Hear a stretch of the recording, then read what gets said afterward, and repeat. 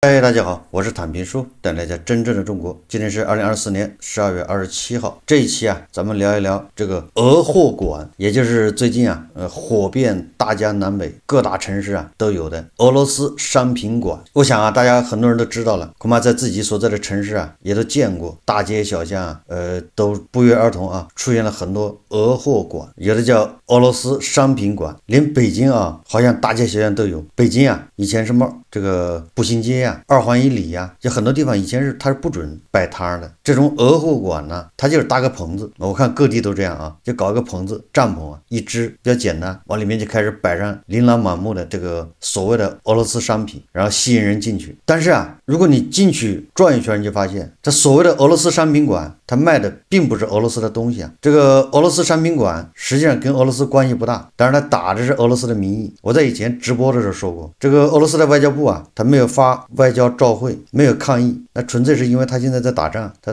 有求于你啊，有点低三下四的。要搁往常早就开始抗议了，对吧？你这不是败坏俄罗斯的名声吗？大家可以看视频啊。硬核俄货，硬核啊！这些都是假的。黑龙江的卡秋莎莫斯科产。漂亮，是谁写的？我看不懂。不过它是这个颜色的，这个说明这不是蜂蜜，这是糖。哦，这个在俄罗斯非常便宜，多少钱10几块钱。这个俄罗斯美女说啊，这他们都没见过，俄罗斯也不产榴莲，还有俄罗斯也不产什么骆驼奶粉，这个纯的就是收智商税啊。我啊也去逛过，实际上我看到大街小巷有这种俄罗斯商品馆的时候，我第一反应它就是割韭菜的，但是啊我还是进去买了点东西，属于知假买假。本来我想买什么呢？我想买那个俄罗斯人呢吃的那叫什么沙拉吧，就是那个猪肉啊，好像腌一下之后还是怎么着，直接就生吃啊，一口那个沙拉，一口酒啊，我想体验一下，结果我转了一圈没有。后来我看见那个叫牛筋肠，因为咱们那个国产的火腿肠啊，它淀粉特别多，是吧？也有这个质量问题。听说俄罗斯人的这个肉肠里面肉多，所以我买个牛筋肠尝一尝。我买了2根，我一看那个产地啊，不是俄罗斯啊，那我就知道这就是国产。后来事实证明啊，这牛筋肠也不好吃，里面淀粉更多。我还买了一罐那个酸黄瓜，也是黑龙江产的，也很让我失望啊。我感觉没有我自己腌的好吃啊。我当时啊进这个俄罗斯商品馆那是有原因的，所以这就叫消费场景啊。消费是有场景的，你在那种场景，在那种气氛下，对吧？明知这玩意不是俄罗斯的，但是觉得也可以买一买，回去尝一尝。我观察啊，在那个俄罗斯商品馆里面的男女在里面买东西，你很难说这些人是支持俄罗斯，你也很难说这些人说喜欢俄罗斯的商品，就所谓的俄货。以我的观察啊，我感觉大部分人出于好奇，觉得这儿开了一个俄罗斯商品馆，琳琅满目的卖的都是俄罗斯的东西，更多的是出于好奇。所以说网友对这种现象啊，说什么进这个俄罗斯商品馆买东西那就是支持俄罗斯，这个显然啊有点极端，或者说是喜欢俄罗斯，这也很极端。就大部分人纯粹就是好奇。至于这个大江南北啊各大城市都流行的俄罗斯商品馆，它到底是怎么火起来的？当然了，首先这背后的这个操纵者啊，这个肯定是有一定的实力，就是说他背后有靠山，否则的话你想整这个事你整不了。也就是说这个游戏啊应该是个权贵的游戏，这是第一个啊。他搞加盟啊，这个据说毛利非常高啊，60%的毛利，2-3个月你本钱就能赚回来，而且他开店成本也很低，对吧？他一般就是占道经营啊，他在商场周边搞个棚子，那个租金也很便宜。关键是在室外搞个棚子卖东西，这玩意城管的同意啊，对吧？管理部门的同意啊，所以能搞定这些不是一般人。这个甚至啊可能往上捋啊，能捋到一个这是一个什么项目，然后各地政府恐怕都是有这个红头文件呢，表示支持，所以他才能短时间内火遍大江南北。所以它背后啊一定是有个神仙，这个八九不离十。但是我想说的是什么呢？是不是就意味着咱们喜欢俄罗斯的货，俄货？这个不一定啊。刚才说了，这个满大街的俄罗斯商品馆受到大家关注，不代表大家喜欢俄罗斯货。反过来说啊，就是我们换个说法，你要是卖美国货，说不定更欢迎、更火爆，对吧？你要卖这个欧洲的，对吧？你卖新西兰的奶粉，你试一试，恐怕比这个俄罗斯山宾馆更火啊！这是什么现象？刚才说了一个就是好奇，还有一个更重要的原因就是食品安全，因为我们对我们自己的食品安全失望，我们的潜意识里已经形成了国外的食品绝对比我们要好，比我们安全。你看看这些俄货馆，它是不是卖的都是吃的？它很少卖用的。哎，这个现象你不能不关注啊！这个实际上是一种反噬，就是说老百姓对咱们国产的这些食品安全已经失望透顶。哎，这时候来个俄罗斯的山宾馆，大家潜意识里恐怕认为俄罗斯的商品它的食品安全要比我们要好，更值得信赖，对吧？这种潜意识驱使他进去逛一逛。那你想，如果你要卖美国货，卖什么英国的、德国的、欧洲的、欧盟的、加拿大的、澳大利亚的，你开一个试一试，那更火。当然了，咱们还是说清楚啊，这个俄罗斯山宾馆它所有的商品是国产的，所以它这里面涉及了消费欺诈，对吧？产地标识是否清楚？它这是偷换概念，应该叫俄罗斯风味商品，不是俄罗斯的商品，是俄罗斯风味的商品，或者叫俄罗斯风味的食品。所以我看这个问题啊，我看到的不是说中国的老百姓啊纷纷慷慨解囊支持俄罗斯，这是八竿子打不着的，因为你就是买了东西，那钱1毛钱也到不了俄罗斯，因为这就是中国人玩了一个把戏，中国人骗中国人而已。那钱啊，1毛钱也流不到国外去，对吧？商品就是国内生产的，跟俄罗斯人没毛关系。但是这个又是割韭菜，那他割的是什么韭菜呢？割的就是大家对国内的食品安全这种担忧，转而无条件相信国外的商品，这是食品安全，割的是这个韭菜。当然了，随着这个俄罗斯什么商品馆啊到处火爆之后啊，这个恐怕也是失控了，对吧？你叫俄罗斯商品馆，我这叫俄罗斯国家馆，他叫俄罗斯进口商品馆，总之我也可以干嘛，我搞个小店，这些俄货反正供应商都在国内，我找一找我也摆上赶这个热潮啊。那大家搞的人多了就乱，一乱吧那就要整顿，所以马上啊这个所谓的俄罗斯商品馆恐怕就要遭到整顿。所以你看到俄罗斯商品馆比较火热，那都是表面现象，你要看到深层次原因，那就是大家对国内的食品安全感到担忧不信任，对吧？远的不说啊，就拿最近发生的事情，12月19号啊，辽宁本溪五里店家长反映学校食堂因菜不够，就是食堂里面他菜准备少了，然后还有学生没打着菜，好，这个学校食堂就从垃圾桶里捞出来菜继续给学生吃。这个事情被家长知道了啊，家长们情绪激动啊，找学校讨个说法，为孩子伸张正义。大家可以看视频啊。硬来，走也不想走，回也不想回了，家长也扣了。这是五里店学校啊，给孩子吃狗食桶里的菜，大家伙看一看啊，为自己的孩子伸张正义。我这意思要说话，不是我，你听我说，你想再说这，我跟你说，开队了。我说。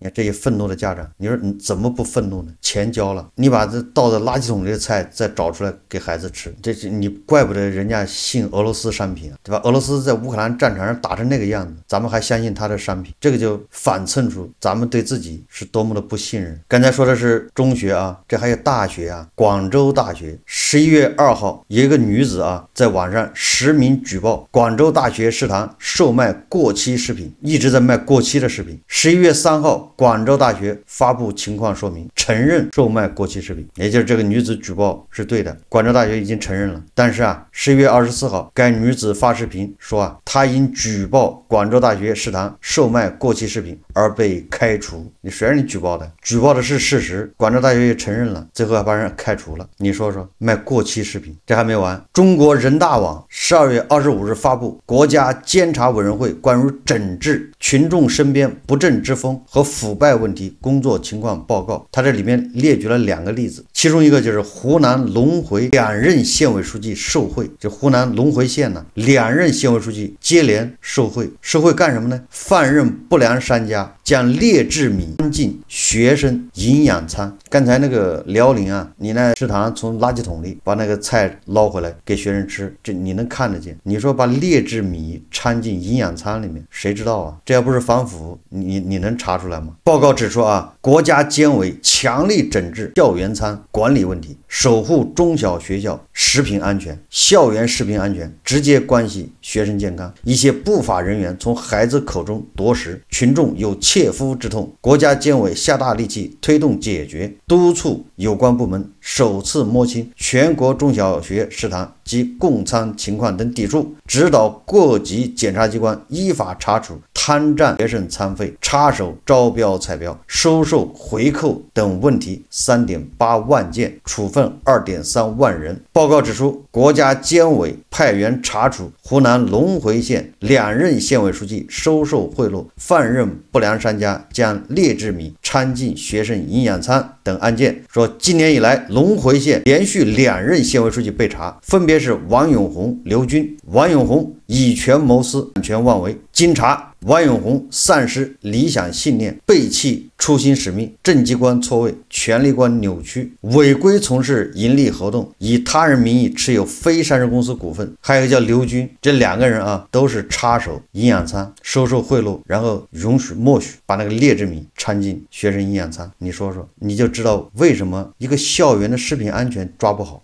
大家不觉得奇怪吗？你这个事情就不要说美西方了，恐怕这个低收入国家或者就是欠发达的国家，人家也管得挺好。为什么我们这儿就这么难管，对吧？一个学生的这个吃饭问题都解决不好，是人的问题。解决问题的人就是制造问题。一个县的县委书记都这么干，你说，然后你指着县委书记去查，他能查出啥出来？他查出来就是你这人闹事，对吧？你这都是刁民，对吧？有的吃就不错了，你们还挺讲究。湖南啊，一个县隆回县2任书记干这事，这就叫冰山一角，这就叫蟑螂定律，这大家完全可以合理化的去推测啊，你其他地方是不是这样？刚才说的是学校食堂，对吧？小学、中学、大学都这个德行。我们再看看啊，看看我们中国人是如何残害中国人自己的。这个是央广网报道啊，2024年12月22号，记者12月22号从湖南省，又是湖南啊，湘潭市月潭区市场监管局获悉，近日月潭区市场监管局在食品安全抽样工作中发现，辖区内一农贸市场内有2家经营户售卖的水产品泥鳅啊，存在兽药残留超标问题。针对这一情况，月潭区市场监管局进行立案调查，执法人员发现，当事人销售的泥鳅中恩诺沙星残留量超出国家标准指标10倍以上。据湘潭市月潭区市场监管局介绍，执法人员在完成详尽的调查取证后，依法将2起案件移送湘潭市公安局月潭分局处理。通过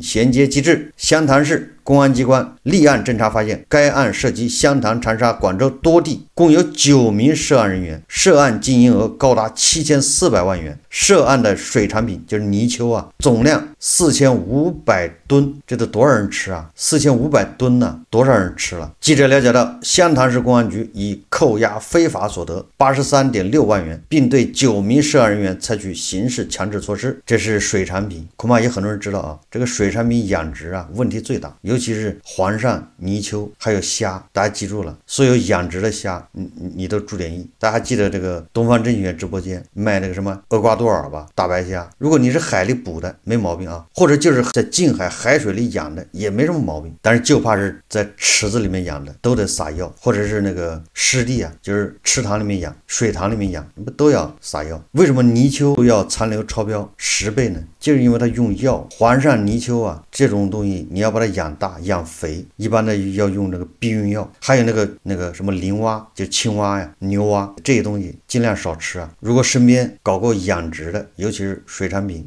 你可以问问他们。然后我们可以再问一问，你觉得鸡、鸭、鹅，对吧？这些养殖难道就安全了吗？前不久啊，有媒体报道，就是咱们的鸡蛋出口到欧盟被退回，咱们的鸡蛋出口到欧盟那挑的最好的，这个按照惯例啊，咱们卖到日本呢，卖到欧洲啊，送到香港呢，那东西都是那跟国内标准不一样的，那是高标准严要求。但是就这样，好像鸡蛋被欧盟退回，理由是里面好像也是什么残留超标。大家可以翻一翻这个新闻，大家再想一想，今年这个直播带货，对吧？梅菜扣肉，那个肉原来是淋巴肉，红薯粉条里面没有红薯，是什么不知道，就问你服不服？植入什么地沟油，什么汤里面加氢大霉素，对吧？防止你先腹泻啊，防止你吃坏了肚子，先给你吃点药。你说这都是人干的事吗？对吧？相比比较而言啊，拿鸭子肉充当羊肉，那已经是算良心商家了，毕竟它是鸭子肉啊，是吧？正因为有这样的食品安全问题，老生常谈，但是又解决不了，每个人都是无可奈何。有人说啊，你取消特供，食品安全问题就能解决，这个咱不一定啊，搞不清楚，但至少说明这个食品安全已经就人民群众啊，大家都非常关心，但是又无可奈何，对吧？如果是一两个商品、一两个品类出问题，那我们完全可以拿脚投票，一两个餐馆，对吧？一两个超市有问题，我们也可以拿脚投票。问题是我们周边都是这样，你逃无可逃，对吧？你要拿脚投票，那你就别吃，不吃不喝，你还不能呼吸，所以最终咱们只能是无可奈何啊。所以就导致什么呢？导致俄罗斯的商宾馆遍地开花，大家感兴趣，对吧？这个实际上是说明了我们对我们自己的东西没有任何信任，绝望。然后同样是我们生产的东西，给它换个包装，叫俄罗斯商品，大家又重新感兴趣。实际上这个就解释了为什么胖东来这么火。胖东来东西卖的很贵啊，反正它性价比不是那么好，东西比较贵，但是人家首先人家保真，人家真的是做了这个质检品控。你在胖东来消费，你花了钱，你花多了，但是明明白白这东西过硬，至少目前啊为止，这就是为什么它口碑非常好，大量的人跑到胖东来去参观。当然了，胖东来有胖东来的问题啊，它的问题就是它不是通过供应链管理，它不是通过这种像供应链，对吧？通过这种品控啊产生效益，它还是一种营销，所以它没有办法复制。相比较而言，为什么山姆这么火？山姆现在今年好像开了60多家吧，明年据说要100家，这个真正的全国遍地开花，而且很多山姆排队都是2-3小时。实际上啊，大家仔细想一下，山姆火、开市客火、俄罗斯商宾馆火，都是一个道理，就是我们对国产的这些东西不信任。为什么跑到山姆还收260块的会员费，大家排队去？就因为山姆人家对所有的产品，尤其是吃的，人家是严格把关，明明白白。实际上它很多东西也是国产的，都是国内生产。所以说到这儿，大家就能理解为什么俄罗斯商宾馆一下这么火。不是大家喜欢俄罗斯的商品，纯粹是因为大家对我们自己的东西失望了，无药可救啊。所以山姆、开市客、胖东来他们才有口碑，他们才这么火。当然了，俄罗斯商宾馆这个恐怕它的热度啊很难维持，很快就会下去。一方面它是大家对我们国产的东西不感兴趣，一方面俄罗斯商宾馆火就是刚才说的啊，主要是好奇，也不会有什么复购啊，就是我不会去第二次买东西，所以它这一波割完了就没了，后面会越来越差，最后大家还是要去山姆买东西。所以说来说去啊，俄罗斯商宾馆的火跟俄罗斯关系不大，归根结底还是我们自己的问题。好，这期节目啊我们就聊到这里，感谢大家收看。如果喜欢我的节目，欢迎订阅转发，也可以在下方留言评论，谢谢大家。